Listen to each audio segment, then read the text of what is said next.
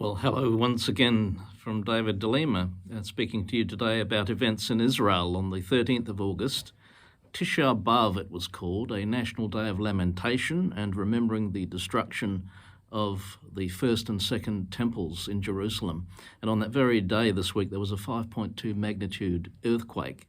So what more could be happening for Israel? Remembrance of those terrible times of destruction, and of course surrounded at the moment by enemies and at war with Palestine. Really, the history of Israel is one of divine rescue and judgment. The judgments of God on his own people are really what the Bible strongly emphasises. And he's the same God today as yesterday and tomorrow. So we need to recognise the judgments of God. Is there a divine displeasure going on in the Middle East?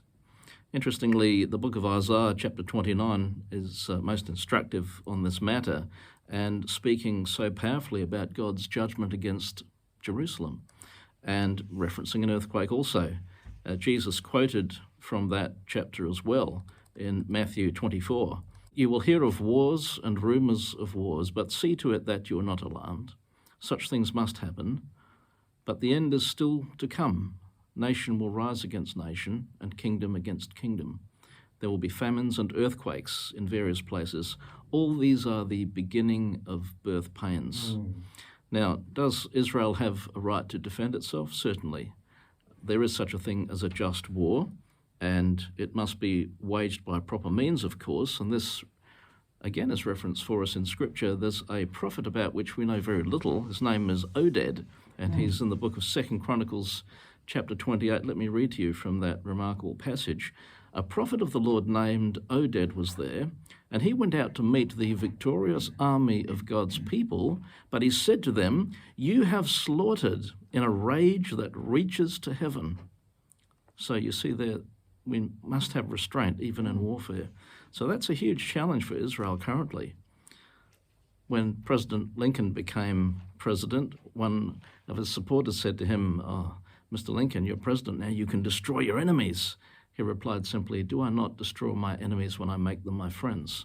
And this is a real challenge because Israel has a role to bring blessing to the world, to bring the grace of God to the world.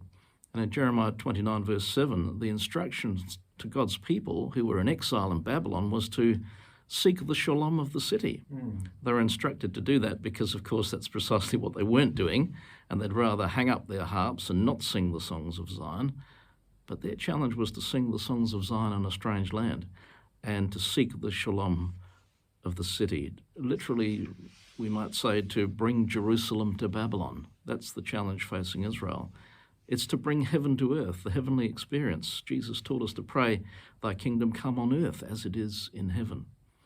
So what is to be done? I think we need to pray for the peace of Jerusalem, as we're instructed in Psalm 122, and above all to pray that Israel would receive its Messiah, Jesus the Messiah, Yeshua HaMashiach, and in his name to restore the mission, the God-given mission, to be a kingdom of priests, a light to the nations, seeking the shalom even of pagans. That's my prayer.